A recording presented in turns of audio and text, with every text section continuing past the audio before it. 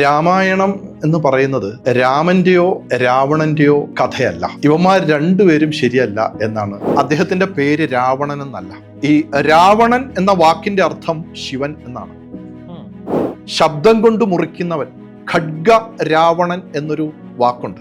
രാമൻ മഹാവിഷ്ണുവിന്റെ അവതാരമാണ് എന്നുള്ള കഥ അത് ഈ വൈഷ്ണവ ആചാര്യന്മാര് സൃഷ്ടിച്ച ഒരു കഥയാണ്. രാമനും കൃഷ്ണനും മഹാവിഷ്ണുവിന്റെ അവതാരമല്ല. യുക്തി ഉപയോഗിച്ച് രാമായണത്തിനെ പരിശോധിച്ചാൽ ജ്ഞാനം കിട്ടും, അറിവ് കിട്ടും. വൈദ്യം പഠിക്കണമെങ്കിൽ രാമായണം പഠിക്കണം. രാഷ്ട്രീയവൽക്കരിക്കപ്പെട്ട ഒരു രാമൻ, മതവൽക്കരിക്കപ്പെട്ട ബിംബവൽക്കരിക്കപ്പെട്ട ഒരു രാമൻ. രാമന്റെ കോൺട്രിബ്യൂഷൻ എന്താണ് ഭാരതത്തിൽ?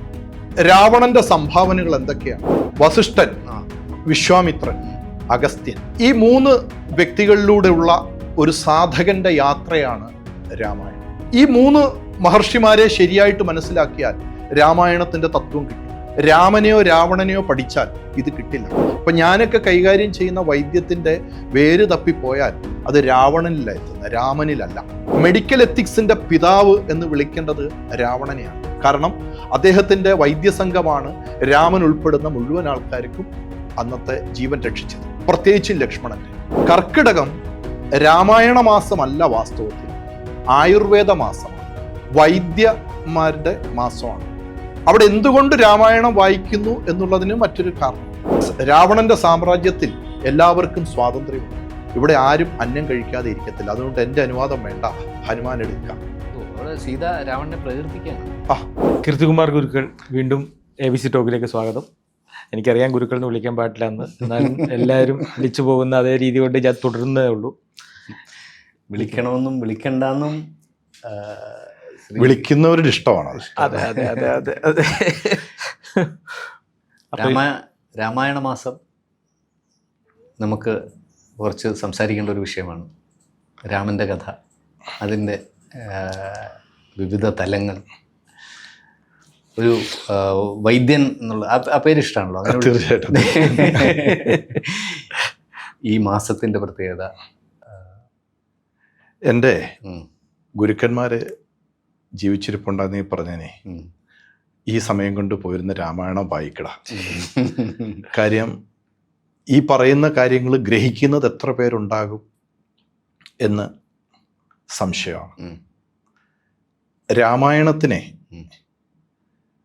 ഒരു പാരായണ ഗ്രന്ഥമായി ഒതുക്കി പോകുന്നു എന്നുള്ളതാണ് ഇന്നത്തെ വർത്തമാനകാലത്തെ ഏറ്റവും വലിയ ദുരന്തം.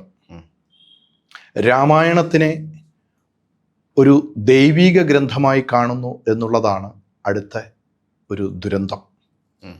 രാമായണത്തിനെ ഒരു ഭക്തി നിറഞ്ഞ കാവ്യമായിട്ട് കാണുന്നു എന്നുള്ളതാണ് മറ്റൊരു ദുരന്തം. യഥാർത്ഥ രാമായണം ഇതിൻ്റെ ഇടയിൽ മുങ്ങിപ്പോവുകയാണ് ചെയ്യുന്നത്. അത് കമ്പരാമായണമാണ് അല്ല. ഈ രാമായണം എന്ന് പറയുന്നത് രാമന്റെയോ രാവണന്റെയോ കഥയല്ല. രാമാനന്ദ സാഗറിന്റെ രാമായണം വന്നപ്പോഴാണ് നമ്മളൊരു വില്ലനും നായകനും ഒക്കെ ആയിട്ട് കാണുന്നത്. രാവണൻ വില്ലനും രാമൻ നായകനുമായിട്ടുള്ള ഒരു നറേഷൻ നമ്മൾ കണ്ടു. യഥാർത്ഥത്തിൽ ഇവന്മാർ രണ്ടുപേരും ശരിയല്ല എന്നാണ് ഞാൻ ചോദിച്ചപ്പോൾ ഒരു ഗുരു പറഞ്ഞത്. ഇവർ കാരണം ഈ എത്ര രാമായണങ്ങളുണ്ട് എന്ന് ചോദിച്ചാൽ കോടി രാമായണങ്ങളുണ്ട്, എഴുതപ്പെട്ടിട്ടുണ്ട്. ചില രാമായണത്തിൽ രാവണൻ ധർമ്മത്തിൻ്റെ പക്ഷത്തും ചില കാലഘട്ടങ്ങളിൽ രാമൻ ധർമ്മത്തിൻ്റെ പക്ഷത്തും വരുന്നതായിട്ട് കാണാം. ഇത് ഈ നമ്മൾ മറന്നുപോകുന്ന, മലയാളികൾ ശ്രദ്ധിക്കപ്പെടാതെ പോകുന്ന ഒരു ഋഷിയുണ്ട്. രാമായണത്തിൻ്റെ മുഴുവൻ കേന്ദ്രബിന്ദുവായിട്ടുള്ള ഒരു ഋഷിയാണ് കാകുണ്ഠൻ എന്ന് പറയുന്ന ഒരു ഋഷി. ഭൂസുണ്ഡി അഥവാ കാകുണ്ഠൻ എന്ന് പറഞ്ഞിട്ടൊരു ഋഷിയുണ്ട്. അദ്ദേഹത്തിനെ കുറിച്ച് യോഗവസിഷ്ഠത്തിൽ ഒക്കെ പരാമർശമുണ്ട്. കേരളത്തിന് പുറത്ത്, പ്രത്യേകിച്ചും ആന്ധ്ര, കർണാടക തുടങ്ങിയ സ്ഥലങ്ങളിൽ തമിഴ്നാട്ടിലുമൊക്കെ അദ്ദേഹത്തിന് ക്ഷേത്രങ്ങൾ വരെയുണ്ട്. വളരെ നമ്മളിപ്പോൾ ഇവിടെ വസിഷ്ഠനെന്നോ വിശ്വാമിത്രനെന്നോ പറയുന്നത് പോലെ മറ്റ് സംസ്ഥാനത്തിലുള്ളവർക്ക് വളരെ സുപരിചിതനാണ് ഭൂസുണ്ഠി എന്ന് പറയും. ഭൂസുണ്ഠി കാലത്തിനെ അതിജീവിച്ച ഒരു മഹർഷിയാണ് ഭൂസുണ്ഠി. വാസ്തവത്തിൽ അദ്ദേഹമാണ് രാമായണം ഏറ്റവും കൂടുതൽ 18 പ്രാവശ്യം രാമരാവണ യുദ്ധം അദ്ദേഹം കണ്ടു. അദ്ദേഹത്തിൻ്റെ അടുത്ത് ചോദിച്ചപ്പോൾ അദ്ദേഹം പറഞ്ഞതായിട്ട് പറയുന്നത്, അവന്മാരിവിടെ വന്ന് തമ്മിലടിക്കുന്നത് കാണാം. ചിലപ്പം രാമൻ ജയിക്കും, ചിലപ്പം രാവണൻ ജയിക്കും. ചിലപ്പോൾ അവൻ്റെ ഭാഗത്തായിരിക്കും സത്യം, ചിലപ്പോൾ ഇവൻ്റെ ഭാഗത്തായിരിക്കും സത്യം. കാലാകാലങ്ങളായി യവന്മാർ ഇത് തന്നെ ചെയ്തു. ഞാൻ തന്നെ ഒരു 10-18 പ്രാവശ്യം കണ്ടു. ഇതാണ് രാമായണം. ഏത് കാലത്ത് ഉത്ഭവിച്ചു എന്നും ഏതൊക്കെ കാലഘട്ടത്തിൽ ഈ ചാക്രികമായിട്ട് ഈ കാര്യങ്ങൾ പുനരാവർത്തിച്ചു എന്നും വാക്കുകൾ കൊണ്ട് വിശദീകരിക്കാൻ പറ്റാത്ത അഗാധമായ കാലാതീതമായ സനാതനമായ ഒരു കൂട്ടം മൂല്യങ്ങൾ കോർത്തിണക്കിയ ഒരു മഹാഗ്രന്ഥമാണ് രാമായണം. അല്ലാതെ രാമൻ്റെ കഥയല്ലത്. അപ്പോൾ അത് കീർത്തികുമാർജി പറയുന്നത് ഇത് ഹിന്ദുക്കൾ ഹൈജാക്ക് ചെയ്തു എന്നാണ് രാമായണം? അല്ല, ഇന്ന് കാണുന്ന രാമായണം അതിൻ്റെ വൈഷ്ണവ വേഷനാണ് കാണുന്നത്. മഹാവിഷ്ണു എന്നൊരു ദൈവത്തിനെ സൃഷ്ടിച്ചു. ശൈവ വേർഷൻ ഉണ്ടായിരുന്നു അതോ ഇതിൻ്റെ യഥാർത്ഥ വേർഷൻ ശൈവ വേർഷനായിരുന്നു? യഥാർത്ഥത്തിൽ ഇതിനൊറ്റ വേഷനേ ഉള്ളൂ, അത് ശൈവമാണ്. ഇന്ന് നമ്മൾ കാണുന്നത് ഈ വാൽമീകി രാമായണമാണ് ആധികാരികമെന്ന് പലരും അവകാശപ്പെടുന്നുണ്ട്. അത് സത്യമാണ്. ഇന്ന് കാണുന്ന രാമായണങ്ങളിൽ ഏറ്റവും ആധികാരികം. ഇടയിലൊന്ന് ഇന്റർഫിയർ ചെയ്തോട്ടെ. നമുക്ക് ചെറുപ്പത്തിൽ ഇപ്പം നമ്മുടെ അമ്മ ഉൾപ്പെടെ നമ്മുടെ വീട്ടിൽ പൂജാമുറിയിൽ നാമം ജപിക്കുമ്പോൾ ഉൾപ്പെടെ നമുക്ക് പറഞ്ഞു തന്നിട്ടുള്ളത് വാൽമീകിയാണ് രാമായണം രചിച്ചത് എന്നുള്ളതാണ്. അപ്പം നമ്മുടെ ഉള്ളിൽ വാൽമീകി മാത്രമാണ് രാമായണം രചിച്ചത് എന്നൊരു ചിന്തയുണ്ട്. അത് തെറ്റാണല്ലേ? അത് തെറ്റാണ്. ഒരുപാട് രാമായണങ്ങളുണ്ട്. വാൽമീകിക്കും മുമ്പേ രാമായണം നിലനിന്നിരുന്നു. അത് ഇതിനെ കാലം അളക്കാൻ AD BC എന്ന് കാലത്തിന് അന്ന് എഴുത്തും ഒക്കെ ഉണ്ടായിരുന്നു. തീർച്ചയായിട്ടും. ഇപ്പോൾ ഇതുവരെ സിന്ധു നാഗരികതയിലെ ലിപികൾ വായിക്കാൻ നമുക്ക് പറ്റിയിട്ടില്ല. അവിടുത്തെ ലിപികൾ വായിക്കാൻ നമ്മളെ കൊണ്ട് ഇന്ന് വരെ സാധിച്ചിട്ടില്ലല്ലോ. അപ്പൊ അതിനു മുമ്പും എഴുത്തുണ്ട്. വീണ്ടും എൻ്റെ ഇടയിൽ കാര്യം ചോദിച്ചോട്ടെ. ഇതിപ്പോൾ നമ്മുടെ ഒരു തെക്കേ വടക്കേ ഇന്ത്യയുമായി ബന്ധപ്പെട്ട ഒരു കഥയെന്നൊക്കെ വേണമെങ്കിൽ ഇതിനെ പറയാമല്ലോ. ശ്രീലങ്കയുമായി ബന്ധപ്പെട്ട് നമ്മുടെ ഈ പിന്നെ ഭൂപ്രദേശവുമായി ബന്ധപ്പെട്ട ഒരു കഥയുടെ അടിസ്ഥാനമുണ്ടല്ലോ ഇതിനകത്ത്. കാരണം ശ്രീലങ്കയിലേക്ക് പോകണമെങ്കിൽ അദ്ദേഹത്തിന് ഈ പോർഷൻ കടന്ന് പോകാൻ പറ്റാത്ത, അല്ലെങ്കിൽ ഈ വഴിയാണല്ലോ പോകുന്നത്, രാമസേതു നിർമ്മിച്ചതും. അപ്പോൾ ഇതിനകത്ത് ഇതൊരു ദ്രാവിഡ കഥയാണോ ഇത്? അങ്ങനൊരു സാധനമുണ്ടോ? ഈ ദ്രാവിഡ ആര്യ ആ വിഭജനമൊന്നും രാമായണത്തിലില്ല. ഈ ഇന്നത്തെ രാമായണം എഴുതിയത് പ്രചേതസിൻ്റെ 10ാമത്തെ മകനായിട്ട് ജനിച്ച ഒരാളാണ് ഇന്നത്തെ രാമായണം എഴുതിയിരിക്കുന്നത്. അത് വാൽമീകി തന്നെയാണ് എന്ന് രാമായണത്തിൽ അതിൻ്റെ ശ്ലോകമുണ്ട്.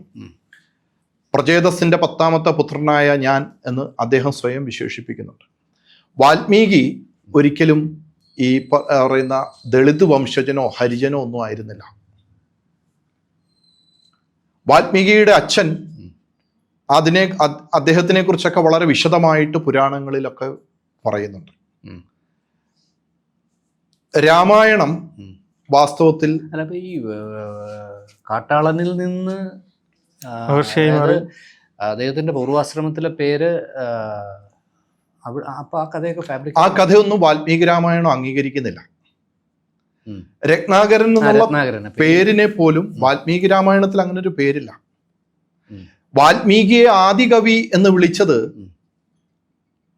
കാളിദാസനാണ്. വാൽമീകിയെ ആദികവി എന്ന് വിളിക്കുന്നത് കാളിദാസനാണ്. അപ്പൊ കാളിദാസൻ അതിന് മുമ്പേ ഉള്ള ആളല്ലേ? അല്ലെങ്കിൽ അല്ലല്ല, ഇവർ തമ്മിൽ വലിയ കാലഘട്ടത്തിന്റെ അന്തരമുണ്ട്. ഇപ്പൊ മഹാത്മാഗാന്ധിയെ മഹാത്മാ എന്ന് വിശേഷിപ്പിച്ചത് രവീന്ദ്രനാഥ് ടാഗോറാണ്. പിന്നെ രവീന്ദ്രനാഥ ടാഗോറും ഗോപാലകൃഷ്ണ ഗോഖലെയും ഒക്കെയാണ് എന്നൊരു വാദമുണ്ട്. അതേപോലെ വാൽമീകി ആദികവി എന്ന് വിശേഷിപ്പിക്കുന്നത് കാളിദാസന്റെ കാലഘട്ടത്തിലാണ്. വാൽമീകി എന്ന് പറയുന്ന വ്യക്തിക്ക് രത്നാകരൻ എന്നൊരു പേര് പ്രചേതസിന്റെ പുത്രൻ എന്നാണ് പറയുന്നത്. ഈ വാൽമീകത്തിലിരുന്നു ആ മരം ഈ മരം എന്നൊക്കെ പറഞ്ഞു എന്നുള്ളത് ഒരു മലയാളം കഥ മാത്രമാണ്. വാൽമീകി രാമായണത്തിൽ അങ്ങനൊരു ഭാഗമില്ല. ഈ വാൽമീകി രാമായണം ആണ് ഇന്ന് നമ്മൾ ചർച്ച ചെയ്യപ്പെടേണ്ട രാമായണത്തിൻ്റെ മൂല സ്രോതസ്സായിട്ടിരിക്കുന്നത്. ഈ വാൽമീകി രാമായണം നിരവധി പാഠഭേദങ്ങളോടുകൂടി പല കാലത്ത് വൈഷ്ണവാചാര്യന്മാർ അതിനകത്ത് പലതും കയറ്റി വച്ചിട്ടുണ്ട്. രാമൻ മഹാവിഷ്ണുവിൻ്റെ അവതാരമാണ് എന്നുള്ള കഥ അത് ഈ വൈഷ്ണവ ആചാര്യന്മാർ സൃഷ്ടിച്ച ഒരു കഥയാണ്. വാസ്തവത്തിൽ രാമന് മഹാവിഷ്ണുവുമായിട്ട് യാതൊരു ബന്ധവുമില്ല. കൃഷ്ണനെയും പിന്നീട് അങ്ങനെ മഹാവിഷ്ണുവിൻ്റെ അവതാരമായിട്ട് ഇവർ സൃഷ്ടിക്കുന്നുണ്ട്. രാമനും കൃഷ്ണനും മഹാവിഷ്ണുവിൻ്റെ അവതാരമല്ല. രാമനും ബലരാമനുമല്ല. ഇവരൊക്കെ സ്വതന്ത്ര അസ്തിത്വമുള്ള ശൈവ പരമ്പരയിൽപ്പെട്ടവർ തന്നെയായിരുന്നു. മഹാവിഷ്ണു എന്ന് പറയുന്ന ഒരു ബിംബത്തിനെ വൈദിക കാലഘട്ടത്തിന് ശേഷം ഒരു മതമായിട്ട് ഉയർത്തിക്കൊണ്ടുവന്നു. യേശുക്രിസ്തു മരിച്ച് 312 വർഷം കഴിഞ്ഞ് ക്രിസ്തുമതം രൂപീകരിച്ചതുപോലെ ഇത് പറഞ്ഞാൽ തർക്കിക്കാൻ പറ്റത്തില്ല, കാരണം ഇത് ചരിത്രമുള്ളതാണ്. ഇതേപോലെ ഒരു വൈഷ്ണവ മതം രൂപീകരിക്കപ്പെട്ടിരുന്നു. അതായത് ഇന്ന് നടക്കുന്ന കൺവെർഷന്റെ ഒരു ഗ്ലോറിഫൈഡ് വേർഷൻ ആ കാലത്ത് നടന്നിരുന്നു. രാവണനെ പോലും മതം മാറ്റാൻ ശ്രമിച്ചിരുന്നു. രാവണന്റെ വീട്ടിൽ കയറി രാവണന്റെ മകനായിട്ടുള്ള ഇന്ദ്രജിത്തിന്റെ ഉപാസനാബലമൊക്കെ കളയാൻ വേണ്ടി അദ്ദേഹത്തിൻ്റെ ഭാര്യയെ മതം മാറ്റി രാവണന്റെ വീട്ടിൽ, അതായത് വൈഷ്ണവ ഇതിലേക്ക് മാറ്റിയിരുന്നു. അങ്ങനെയൊക്കെയുള്ള പുനർവായനകൾ ഇതിനകത്തേക്ക് കണ്ണു തിരിച്ചാൽ നമുക്ക് കിട്ടും. കേവലം ഭക്തിക്കപ്പുറത്തേക്ക് യുക്തി ഉപയോഗിച്ച് രാമായണത്തിനെ പരിശോധിച്ചാൽ ജ്ഞാനം കിട്ടും, അറിവ് കിട്ടും. വൈദ്യം പഠിക്കണമെങ്കിൽ രാമായണം പഠിക്കണം. ഭാരതത്തിൻ്റെ സംസ്കാരത്തിൻ്റെ ആകത്തുക രാമായണത്തിൽ കിടപ്പുണ്ട്. നമ്മൾ ഈ വില്ലനും നായകനുമായിട്ടുള്ള സങ്കല്പം മാറ്റിയതിന് ശേഷം രാമായണം മനസ്സിലാക്കേണ്ടത് 3 മഹർഷിമാരുടെയിലൂടെയാണ് ഇതിനെ കോർത്തിരിക്കുന്നത്. ആ കഥയിലേക്ക് കടക്കുന്നതിന് മുമ്പ് നമ്മൾ ഈ രാമാനന്ദ സാഗർ ദൂരദർശൻ അവിടെ ഇതിനെ വിഷ്വലൈസ് ചെയ്യുമ്പം സ്വാഭാവികമായും ഒരു കഥ പ്രേക്ഷകർ കാണണമെന്നെങ്കിൽ അതിന് വില്ലനും നായകനും ഒരു ആൻറ്റഗോണിസ്റ്റും പ്രോട്ടഗോണിസ്റ്റും ഉണ്ടാകുകയും അവർ തമ്മിലുള്ള ഫൈറ്റ് ലീഡ് ചെയ്ത് പോവുകയും ഒക്കെ ചെയ്താൽ സംഭവിക്കുന്ന വ്യൂവർഷിപ്പ് കൂടുന്ന, ആൾക്കാർക്ക് കൂടുതൽ ആസ്വാദ്യമാകുന്ന തലത്തിലേക്ക് ഇതിനെ മാറ്റി എന്നാണ് അങ്ങ് ഇത്രയും നേരം പറഞ്ഞു വന്നത്. അതെ അതെ അതെ. യഥാർത്ഥത്തിൽ രാമായണത്തിനെ കാണേണ്ട ഒരു കാഴ്ചപ്പാടിലൂടെ അല്ല രാമാനന്ദ സാഗർ അവതരിപ്പിച്ചിരിക്കുന്നത്. ഇതിൻ്റെ ഒരു അതായത് രാഷ്ട്രീയമായിട്ടുള്ള ഒരു കണ്ണോടുകൂടി ഒരു രാഷ്ട്രീയ രാമനെയാണ് അവതരിപ്പിച്ചിരിക്കുന്നത്. നമ്മുടെ മധുസൂദനൻ നായരുടെ കവിത അഗസ്ത്യഹൃദയം എത്ര മലയാളികൾക്ക് മനസ്സിലായിട്ടുണ്ട്. തെരുവിലൊഴുകുന്ന നീല ചോരയൊക്കെ അതിനകത്ത് പറയുന്നുണ്ട്. 1000 മലയാളിയിൽ ഒരാൾക്ക് പോലും ആ മധുസൂദനൻ നായർ എന്താണ് എഴുതിയിരിക്കുന്നത് എന്ന് അറിയില്ല. രാഷ്ട്രീയവൽക്കരിക്കപ്പെട്ട ഒരു രാമൻ, മതവൽക്കരിക്കപ്പെട്ട, ബിംബവൽക്കരിക്കപ്പെട്ട ഒരു രാമൻ. ആ രാമനെ മര്യാദാ പുരുഷോത്തമനും ആദർശത്തിൻ്റെ ഗുണമൂർത്തിയുമായിട്ട് മാത്രം ഉയർത്തി കാണിക്കുന്ന, മറിച്ച് അപ്പുറത്ത് നിൽക്കുന്ന വ്യക്തിയെ ഒരു തികച്ചും വില്ലനായിട്ടും താരതമ്യപ്പെടുത്തി കഴിഞ്ഞാൽ രാമന്റെ കോൺട്രിബ്യൂഷൻ എന്താണ് ഭാരതത്തിന്? രാവണന്റെ സംഭാവനകൾ എന്തൊക്കെയാണ്? അല്ല, അങ്ങ് പറഞ്ഞു വന്നൊരു സ്ഥലത്ത് ഞാൻ ഇന്റർഫിയർ ചെയ്തിരുന്നു. 3 മഹർഷിമാരിലൂടെ നമ്മൾ രാമായണത്തെ കണ്ടാൽ മാത്രമേ നമുക്ക് അതിലേക്കൊന്ന് പോയാൽ നന്നായിരുന്നു. കേൾക്കാൻ ക്യൂരിയസ് ആയിട്ടിരിക്കുന്നു. വസിഷ്ഠൻ, വിശ്വാമിത്രൻ, അഗസ്ത്യൻ, ഈ 3 വ്യക്തികളിലൂടെയുള്ള ഒരു സാധകന്റെ യാത്രയാണ് രാമായണം. ഈ 3 മഹാമനീഷികൾ, ഈ 3 മഹർഷിമാർ, അതിൽ ഏറ്റവും രസകരമായ കാര്യം അഗസ്ത്യ മഹർഷിയുടെ ജ്യേഷ്ഠനാണ് വസിഷ്ഠൻ. വസിഷ്ഠന്റെ പരമശത്രുവാണ് വിശ്വാമിത്രൻ. ഇവരൊക്കെ തമ്മിലുള്ള ആ പാരസ്പര്യം, ശത്രുത, അഭിപ്രായ വ്യത്യാസം നിലനിൽക്കെ പലപ്പോഴും പൊതുവായിട്ടുള്ള കാര്യങ്ങളിൽ യോജിച്ചു വരുന്നത്. ഈ 3 മഹർഷിമാരെ ശരിയായിട്ട് മനസ്സിലാക്കിയാൽ രാമായണത്തിന്റെ തത്വം കിട്ടും. രാമനെയോ രാവണനെയോ പഠിച്ചാൽ ഇത് കിട്ടില്ല. ആ വേർഷനിൽ പോകണമല്ലേ? ആ രീതിയിലേക്ക് വന്നാൽ നമുക്ക് രാമായണത്തിന്റെ വലിയൊരു തത്വം നമ്മുടെ കൈവെള്ളയിൽ കിട്ടും. എന്താണ് ആ തത്വം? രാമായണത്തിന്റെ തത്വം, അതായത് ഭാരതം നിലനിൽക്കുന്നത് അതിൻ്റെ മൗലികമായ ചില സാംസ്കാരിക ബിന്ദുക്കളിലൂടെയാണ്. മറ്റ് ഒരു സ്ഥലങ്ങളിലുമില്ലാത്ത മൗലികമായ സാംസ്കാരിക ബിന്ദുക്കളിലൂടെയാണ്. അത് ഭാരതത്തിൻ്റെ എത്തിക്സും വാല്യൂസും ആണ് രാമായണത്തിനകത്തുനിന്ന് നമുക്ക് പഠിക്കാനുള്ളത്. ഞാനൊരു 2-3 കാര്യം പറയാം. ഇപ്പോൾ വളരെ ഈ അടുത്തിടയ്ക്ക് ഇപ്പോൾ നടന്നുകൊണ്ടിരിക്കുന്ന ഒരു ഇംഗ്ലീഷ് സിനിമയിൽ ഒരു രംഗമുണ്ട്. ആ രംഗം എന്ന് പറയുന്നത് യുദ്ധം ചെയ്ത് മരിച്ചുപോയ പട്ടാളക്കാർ ആ നായകനുമായിട്ട് സംസാരിക്കുന്ന ഒരു ഭാഗമുണ്ട്. അവർ യുദ്ധത്തിൻ്റെ ആവശ്യമില്ല, യുദ്ധം ഞങ്ങളൊക്കെ പെട്ടുപോയതാണ്, ഞങ്ങളുടെയൊക്കെ ജീവിതം നഷ്ടപ്പെട്ടു എന്നൊരു കാഴ്ചപ്പാടിലൂടെയാണ് ആ കഥയിൽ പറയുന്നത്. അപ്പം ഇന്ന് ലോകത്ത് യുദ്ധത്തിനെതിരായിട്ട് സംസാരിക്കുന്നതൊക്കെ സാധാരണ മനുഷ്യരുടെ ജീവിതം എടുക്കുന്ന, കുറേ പാവങ്ങൾ തൊഴിലിന് വേണ്ടി വന്ന് യുദ്ധം ചെയ്യുന്നവരെ തമ്മിലടിപ്പിക്കുന്ന, അങ്ങനെ നശിക്കുന്ന ആ മരിക്കുന്നവരൊക്കെ തന്നെ, ഇന്നത്തെ കാലത്തെ യുദ്ധത്തിൽ മരിക്കുന്നവരൊക്കെ തന്നെ അത് വേണ്ടായിരുന്നു എന്ന് പിന്നീട് പറയുന്നതായിട്ടാണ് ആ സിനിമയുടെ കഥ കാണിക്കുന്നത്. ഇപ്പോ ഒഡീസിയുടെ ഒരു രംഗത്ത് അങ്ങനെ ഒരു ഭാഗമുണ്ട്. എന്നാൽ ഭാരതത്തിൻ്റെ ഒരു പാരമ്പര്യം, ഇവിടെ ആത്മാഹുതി എന്നൊരു വാക്കുണ്ട്. ആത്മാഹുതി അരുളി പ്രിയ നാട്ടിനുയരാൻ, ഞാൻ കേട്ടിട്ടുള്ള ഒരു പാട്ടാണ്. ഈ ആത്മഹത്യയും ആത്മാഹുതിയും രണ്ടും രണ്ടാണ്. രാമായണം മുമ്പോട്ട് വെക്കുന്ന ഒരു ദർശനമാണ് ഈ ആത്മാഹുതി. സീത ആത്മാഹുതി ചെയ്തതാ, ആത്മഹത്യ ചെയ്തതല്ല. ചാവേർ എന്ന് പറയുന്ന നമ്മുടെ കേരളത്തിൻ്റെ, നമ്മൾ മുമ്പ് ചർച്ച ചെയ്യപ്പെട്ടിട്ടുള്ള സങ്കല്പമുണ്ട് ചാവേർ, ആത്മാഹുതി. ഇത് വ്യത്യാസമുണ്ട്. മരണഭയമില്ലാതായി മാറിയ ഒരു മനുഷ്യൻ, അവന് ഇപ്പൊ ജീവിച്ചിരിക്കുന്ന കാലവും മുമ്പ് അവൻ ഉണ്ടായിരുന്ന കാലവും ഇനി വരാനിരിക്കുന്ന കാലവും ഒന്നായി മാറി. ആ ഒരു ബിന്ദുവിൽ വന്നിട്ട് അവൻ ആത്മാഹുതി ചെയ്യാൻ തയ്യാറാകുന്ന, പെറ്റമ്മയ്ക്കും പിറന്ന നാടിനും വേണ്ടി ആത്മാഹുതി ചെയ്യാൻ വേണ്ടി വന്നാൽ തയ്യാറാകുന്ന ഒരു വീര്യമുണ്ട്. അത് കുറ്റബോധം വരുന്ന ഒരു വീര്യമല്ല. രാമായണത്തിനകത്തുനിന്ന് പഠിക്കേണ്ടത് അത്തരത്തിലുള്ള ഒരു സമർപ്പണമാണ്. ഈ രാമനോ രാവണനോ ശരി എന്നുള്ള ചർച്ചയുടെ അപ്പുറത്തേക്ക് വീരാഹുതിയുടെ പാരമ്പര്യം ഭാരതത്തിൻ്റെ, അത് ചിത്തോഡ്ഗഡിൽ മുതലും ബംഗാളിലും ഒറീസയിലും കാമാഖ്യയിലും ഒക്കെ ഈ വീരാഹുതിയുടെ, സതിയുടെ കഥ മുതൽ ഇങ്ങോട്ട് ഈ വീരാഹുതിയുടെ പാരമ്പര്യമുണ്ട്. മരണഭയമില്ലാത്തവരുടെ ഒരു വലിയ പരമ്പരയെ തന്നെ സൃഷ്ടിച്ചത് ഈ രാമായണത്തിൻ്റെയൊക്കെ പാരമ്പര്യമാണ്. രണ്ടാമത്തെ ഒരു രാമായണത്തിലെ ഒരു ഗംഭീരമായ ഒരു എത്തിക്സ്, അല്ലെങ്കിൽ അത് പറയാം, ഇപ്പോൾ ഇന്ന് സംസ്കാരം എന്ന് പറയുന്നത് ലോകത്തെ മനുഷ്യരെല്ലാവരും ഒന്നാണ് എന്ന് കരുതുന്നിടത്താണ്. ഇത് രാമായണത്തിൽ ഇത് വ്യക്തമായിട്ട്, മെഡിക്കൽ എത്തിക്സിൻ്റെ തുടക്കം രാമായണത്തിൽ നിന്നാണ്.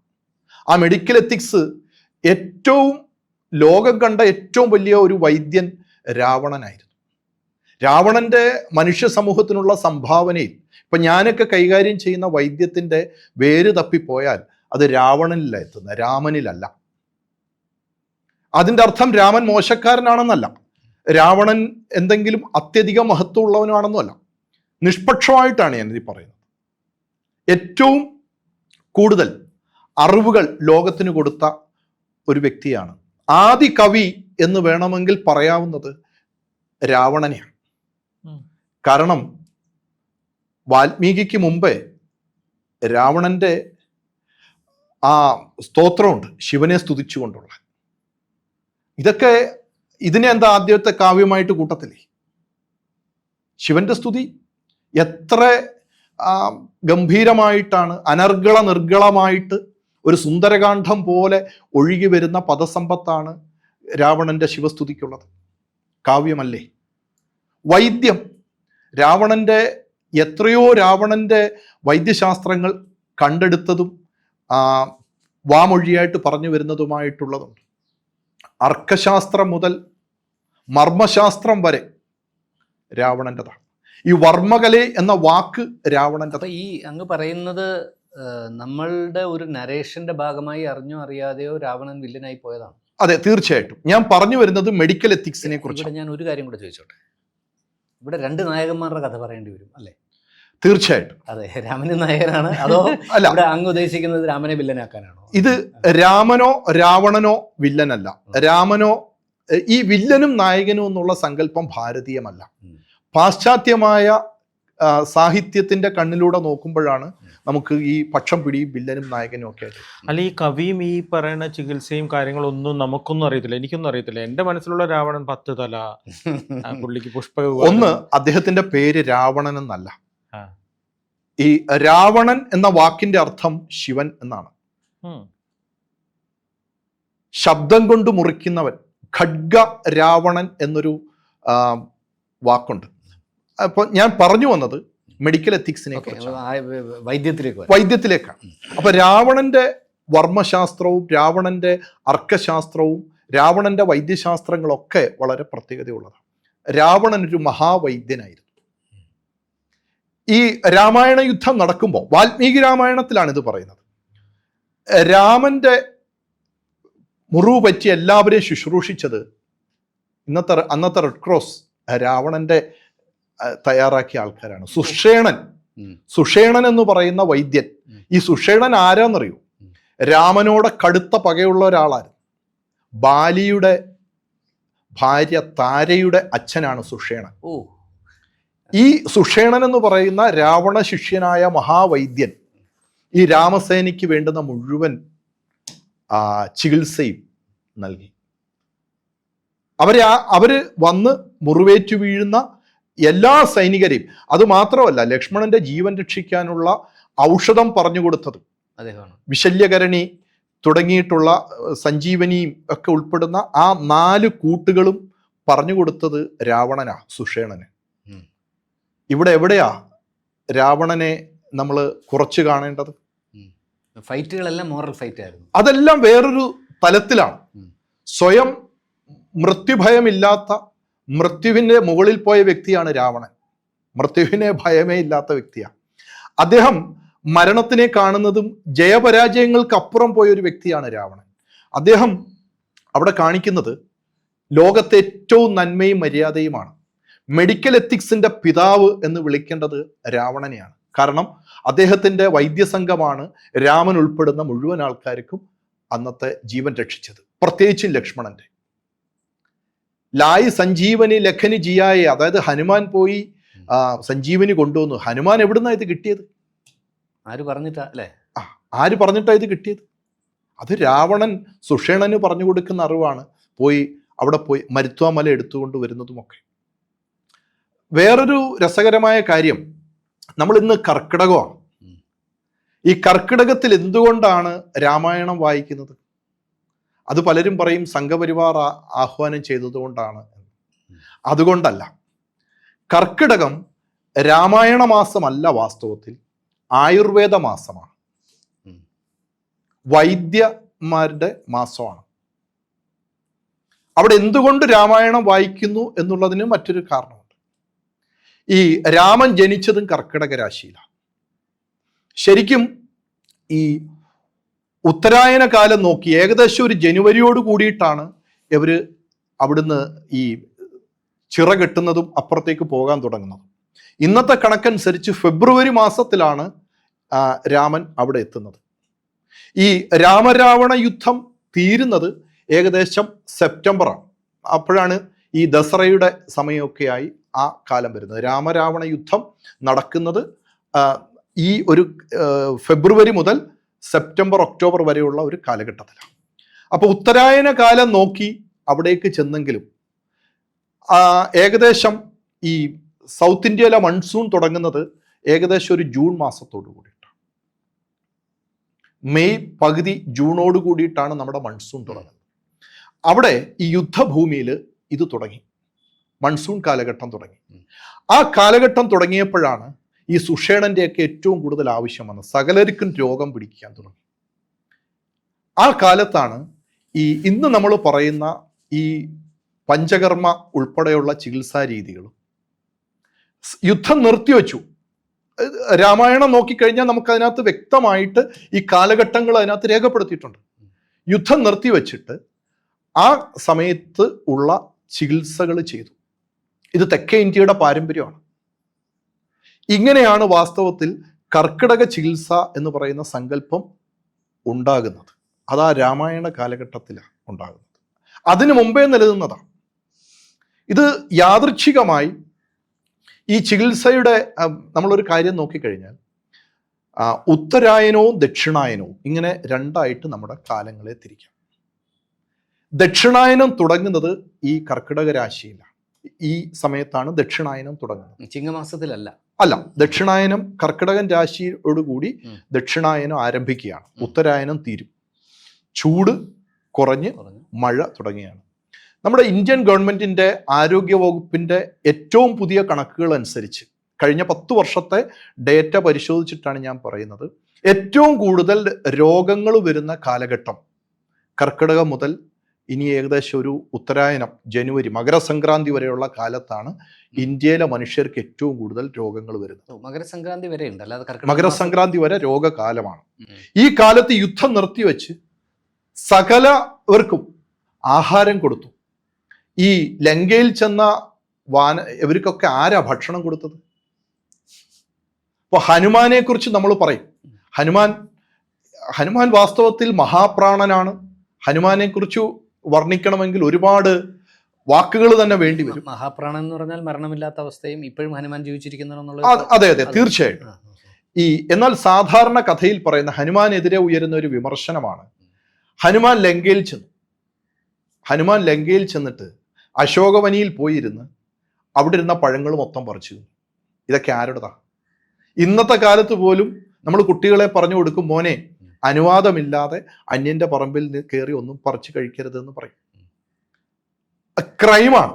നമ്മളൊരു പറമ്പിൽ പോയി മാങ്ങ പറിച്ചാൽ, വാഴക്കുല വെട്ടിയാൽ കേസെടുക്കാനുള്ള ഇതുണ്ട്. പക്ഷെ അയാൾ കുരങ്ങല്ലേ, കുരങ്ങിനെ കാട്ടിന്ന് പറിക്കാലോ. അപ്പോ ഇവിടെ ഇതൊക്കെ പറയുമ്പോഴാണ് ഈ കോൺട്രവേഴ്സി വരുന്നത്. തത്വം അറിയാതെയാണ് ഇത്തരം വിമർശനങ്ങൾ ഉന്നയിക്കുന്നത്. ഹനുമാന്റെ തത്വം അറിഞ്ഞാൽ ഈ വിമർശനങ്ങളൊന്നും വരില്ല. കുരങ്ങാണെങ്കിലും അവിടെ പോയിരിക്കുന്നത് രാമന്റെ പ്രതിനിധിയായിട്ടാണ്. രാവണന്റെ ഒന്നിനെ എടുക്കാൻ പാടില്ല. പക്ഷെ അങ്ങനെയല്ല. ഈ അശോകവനിക്കൊരു ഈ ഹനുമാൻ സീതയോടെ ചോദിക്കുന്നുണ്ട്, വാൽമീകി രാമായണമാണ് കേട്ടോ, ഞാൻ ഈ പഴങ്ങൾ പറിച്ചോട്ടെ. അപ്പോ പറയുന്നത് രാവണന്റെ സാമ്രാജ്യമാണ് ഇവിടെ മുഴുവൻ.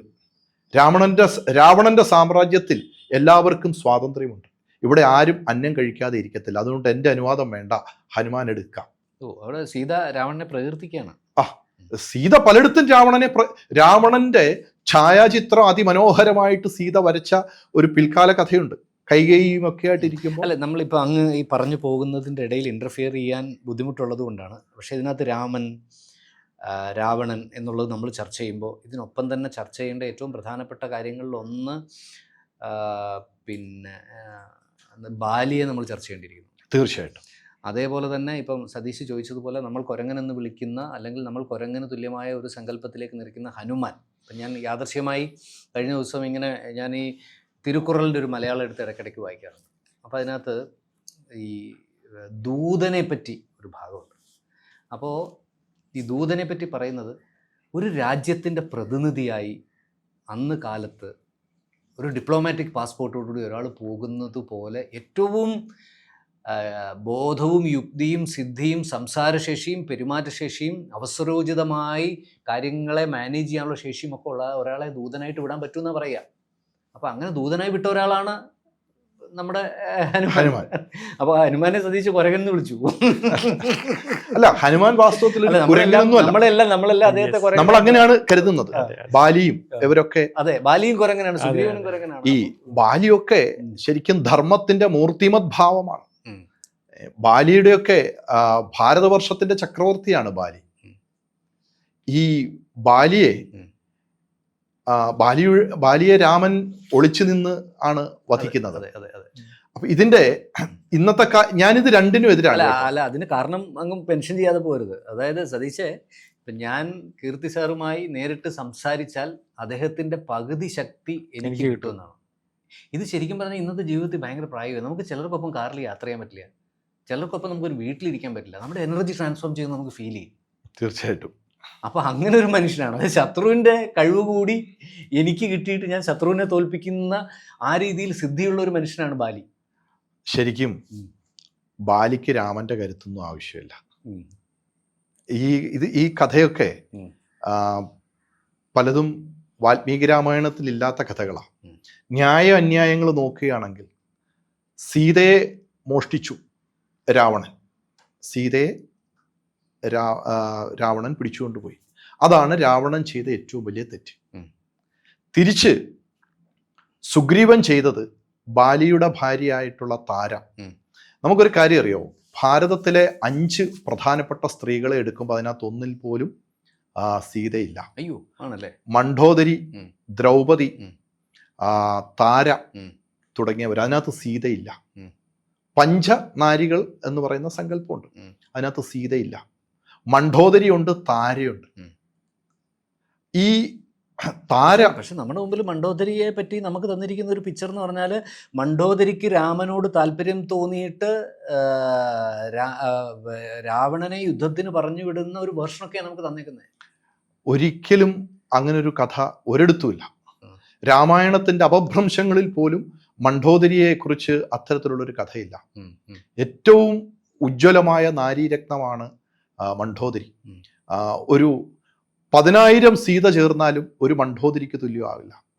മണ്ഡോദരിയും രാവണനും ചേരുന്ന ഒരു കോമ്പിനേഷൻ വളരെ ധർമ്മത്തിൻ്റെയും ഐശ്വര്യത്തിൻ്റെയും പ്രതീകമായിട്ടുള്ള ഒരു കോമ്പിനേഷനുണ്ട്. ആ കോമ്പിനേഷനെ കുറിച്ച് ഹനുമാന്റെ വാക്കുകളിൽ പറയാം. ഹനുമാൻ ഈ സീതയെ അന്വേഷിച്ച് ശ്രീലങ്കയിൽ ചെല്ലുകയാണ്. ഇതെല്ലാം വാൽമീകി രാമായണമാണ്, ഇതിനൊക്കെ റെഫറൻസ് ഉണ്ട്. ഈ നിത്യബ്രഹ്മചാരിയായിട്ടുള്ള ഹനുമാൻ അവിടെ പോയിട്ട് ഓരോരുത്തരുടെയും കിടപ്പറയിൽ പോയി എത്തി നോക്കുകയാണ് ചെയ്യുന്നത്. ഇതേ വാക്കുകൾ തന്നെയുണ്ട്. ഓരോരുത്തരും ഉറങ്ങുന്ന സ്ഥലത്ത് അവിടെയൊക്കെ പോയി ഹനുമാൻ ഇങ്ങനെ തലപൊക്കി തലയിട്ട് നോക്കി. ഇത് ശരിയാണോ എന്ന് ചോദിച്ചാൽ, രാമായണത്തിനെ കേവലം വില്ലൻ നായകൻ പരിവേഷത്തിൽ തർക്കിച്ചാൽ ഇതൊക്കെ തെറ്റാണ്. ഞാൻ പറയുന്ന ഹനുമാൻ ഇതൊന്നുമല്ല, ഇത് കേവലം ആ സംഭവത്തിനെ ഞാൻ കോട്ട് ചെയ്യുന്നതാണ്. അങ്ങനെ ഹനുമാൻ അവസാനം രാവണന്റെ കിടപ്പറയിലെത്തി. ഡിപ്ലോമാറ്റിക് പാസ്പോർട്ടുമായിട്ട് പോയ ഒരു പ്രതിനിധി ചെയ്യേണ്ട പണിയാണോ? ദൂതനാണ്. ദൂതൻ വലിയ പോസ്റ്റാണ്. കിടപ്പറയിൽ പോയി ഒളിഞ്ഞു നോക്കുക. കാരണം ഏറ്റവും വൃത്തികെട്ടവനായിട്ടുള്ള രാവണൻ ഉറങ്ങുന്ന സ്ഥലം എന്തായിരിക്കും? അവിടെയാണ് ഹനുമാൻ അത്ഭുതപ്പെട്ടത്. ഹനുമാൻ പോയി അതിനകത്ത് ചെറിയ വെളിച്ചം ഒന്ന് കൂട്ടിവെച്ച് അവിടെ കിടക്കുന്നവരെ നോക്കിയപ്പോൾ ഹനുമാൻ കേട്ടിട്ടുള്ളത് സീത ലോകത്തിലെ ഏറ്റവും സുന്ദരിയാണെന്നാണ്. ഒരു അഭൗമമായ സൗന്ദര്യത്തോടു കൂടി ഒരു സ്ത്രീ അവിടെ കിടക്കുന്നു. ആപാദചൂഡം, ആ ഉറങ്ങിക്കിടക്കുന്ന സ്ത്രീയെ ഹനുമാൻ വീക്ഷിക്കുകയാണ്. ആപാദചൂഡം വീക്ഷിക്കുന്നുണ്ട്. രാത്രിയിൽ രാവണന്റെ ബെഡ്റൂമിൽ ചെന്ന് അവിടെ ഉറങ്ങിക്കിടക്കുന്ന സ്ത്രീയെ ആരാ നോക്കുന്നത്? ഹനുമാനാണ് നോക്കുന്നത്. അത് കഴിഞ്ഞപ്പോൾ അവിടെയൊക്കെ നോക്കിയപ്പോൾ നിരവധി സ്ത്രീകൾ അവിടെ കിടന്നുറങ്ങുന്നു. വാൽമീകി രാമായണം പറയുന്നതാണ്. ഒരു വലിയ മെത്തമയിൽ സൈകതത്തട്ടിൽ ഗജേന്ദ്രനെ പോലെ മണൽത്തിട്ടയിൽ കിടക്കുന്ന ഒരു ആനയെ പോലെ. ഇത് വേറെ ഏതോ സന്ദർഭത്തിലുള്ള വള്ളത്തോളിന്റെ ഉപമയാണ്. ഈ രാവണൻ ഇങ്ങനെ കിടക്കുക. ആ കിടക്കുന്ന രാവണന്റെ ചുറ്റും നിരവധി സ്ത്രീകൾ വളരെ സുരക്ഷിതത്വത്തോടു കൂടി അവിടെ കിടന്നുറങ്ങുന്നു. ഹനുമാൻ ഒന്നും കൂടെ നോക്കിയപ്പോൾ, സൂക്ഷിച്ചു നോക്കിയപ്പോൾ ഹനുമാന് മനസ്സിലായി, പ്രായം അല്പം കൂടുതലുണ്ട്, സൗന്ദര്യമുണ്ടെങ്കിലും ഇതല്ല സീത എന്ന് മനസ്സിലായി. അവിടെ നിന്ന് ഒരു ആന ഉറങ്ങുന്നത് പോലെ അർദ്ധരാത്രിയിൽ ഉറങ്ങുകയാണ് രാവണൻ. അവിടുന്ന് അശോകവനിയിൽ പോയി അവിടെ പോയി ഒളിച്ചിരുന്ന ഹനുമാന് അതിരാവിലെ ബ്രഹ്മമുഹൂർത്തത്തിൽ, അതുവരെ ഹനുമാൻ സീതയെ കണ്ടിട്ടില്ല. ഹനുമാൻ അവിടെ പോയി ഒളിച്ചിരിക്കുകയാണ് അശോകവനിയിൽ. ബ്രഹ്മമുഹൂർത്തത്തിൽ ഏകദേശം 3 മണിക്ക് അവിടെ കൊട്ടും കുഴൽവിളിയും കേൾക്കുകയാണ്. എന്താ? വെള്ള വസ്ത്രം ധരിച്ച് വെൺകൊറ്റക്കുടയും ചൂടി രാവണന്റെ എഴുന്നള്ളത്ത. ഈ രാവണന്റെ പേര് ദശഗ്രീവൻ എന്നാണ് കേട്ടോ. രാവണൻ എന്നുള്ളത് അദ്ദേഹം സാക്ഷാത്കരിച്ച ശിവന്റെ പേരാണ് രാവണൻ. ദശഗ്രീവൻ എന്നാണ് അദ്ദേഹത്തിന് അച്ഛനും അമ്മയും ഇട്ട പേര്. അപ്പൊ ഈ അതിരാവിലെ 3 മണിക്ക് രാവണനും മണ്ഡോദരിയും ശുഭ്രവേഷധാരികളായിട്ട് എഴുന്നള്ളി വരികയാണ്. ഈ 3 മണിക്കൊക്കെ എഴുന്നേൽക്കണമെങ്കിൽ ഇത് അവിടുത്തെ സ്ഥിരം അങ്ങനെയാണ്. ഇന്ന് നമുക്ക് അതിരാവിലെ എഴുന്നേൽക്കുന്ന ഒരു പ്രധാനമന്ത്രി ഉണ്ട് എന്ന് പറയുന്നു. വളരെ കുറച്ച് സമയം ഇറങ്ങി കൂടുതൽ പണിയെടുക്കുന്ന ഒരു പ്രധാനമന്ത്രിയെക്കുറിച്ച് നമ്മൾ പറയാറുണ്ട്. രാവണൻ 3 മണിക്കാണ് തൻ്റെ ജീവിതം തുടങ്ങിയതെന്ന് വാൽമീകി രാമായണം പറയുന്നു. സംഗീതജ്ഞനായിരുന്നു. വീണ എന്ന് പറയുന്ന ഇൻസ്ട്രുമെന്റ് രാവണൻ നിർമ്മിച്ചതാ. ഈ ട്രിങ്കോമാലി എന്ന് പറഞ്ഞൊരു സ്ഥലമുണ്ട് ശ്രീലങ്കയിൽ. ത്രികോണമല എന്നാണ് പേര്. ഈ ത്രികോണമലയിൽ അഗസ്ത്യ മഹർഷിയുടെ ശിഷ്യനായിട്ടിരുന്നിട്ട് ആണ് രാവണൻ സ്വന്തം കയ്യിലെ ഞരമ്പെടുത്തിട്ട് ഈ വീണ നിർമ്മിച്ചത് എന്നാണ് പറയുന്നത്. ഈ രാമന്റെയും രാവണന്റെയും ഒക്കെ എടുത്തു നോക്കുമ്പോൾ രാവണന്റെ ഇത്രയും നിരവധി കോൺട്രിബ്യൂഷനുകളുണ്ട്. രാഷ്ട്രതന്ത്രം, യുദ്ധം എങ്ങനെയാണ് ചെയ്യേണ്ടത്, യുദ്ധത്തിന്റെ അടിസ്ഥാന സ്വഭാവം വഞ്ചനയാണ്. ആർട്ട് ഓഫ് വാർ എന്ന ഒരു പുസ്തകമുണ്ട്. ആർട്ട് ഓഫ് വാർ ഒരു ചൈനക്കാരൻ എഴുതിയതാണ്. ഈ പുസ്തകം ഇറാഖ് യുദ്ധത്തിന്റെ സമയത്ത് അമേരിക്കക്കാർ കൊണ്ടുപോയി അതിൻ്റെ സ്ട്രാറ്റജി പഠിച്ചിട്ട് ഇന്ന് അമേരിക്കൻ യുദ്ധത്തിൻ്റെയൊക്കെ അടിസ്ഥാനം ഈ ആർട്ട് ഓഫ് വാർ എന്നുള്ളതാണ്. ഈ ആർട്ട് ഓഫ് വാർ രാവണനിൽ നിന്ന് പോയ യുദ്ധതന്ത്രമാണ്. ആ പുസ്തകം വാങ്ങാൻ കിട്ടും. എൻ്റെ കയ്യിൽ അതിൻ്റെ ഇംഗ്ലീഷ് മലയാളം കോപ്പി ഇരിപ്പുണ്ട്. അതിനകത്ത് ഈ കായികാഭ്യാസങ്ങളുടെയും മറ്റും പശ്ചാത്തലത്തിൽ ആണ് ഇത് വർണ്ണിച്ചിരിക്കുന്നത്, ഈ ആർട്ട് ഓഫ് വാർ. ഈ ആർട്ട് ഓഫ് വാറിൻ്റെ യഥാർത്ഥ ഉപജ്ഞാതാവ് രാവണനാണ്. യുദ്ധതന്ത്രം, യുദ്ധം ഒറ്റ വാക്കേ ഉള്ളൂ, വഞ്ചനയാണ് യുദ്ധം. ഏറ്റവും കുറഞ്ഞ സമയം കൊണ്ട് ശത്രുവിൻ്റെ ഭൂമിയിൽ ചെന്ന് പരമാവധി കുറഞ്ഞ സമയം കൊണ്ട് പരമാവധി നഷ്ടം വരുത്തി വെച്ച് ശത്രുവിനെ പ്രതിസന്ധിയിലാഴ്ത്തി സന്ധിക്ക് പ്രേരിപ്പിക്കുന്നതാണ് യുദ്ധകല. ഇത് രാവണനാണ് ഈ യുദ്ധകലയുടെ ഉപജ്ഞാതാവ്. രാവണൻ ഭാരതവർഷത്തിൻ്റെ ചക്രവർത്തിയായിരുന്നു.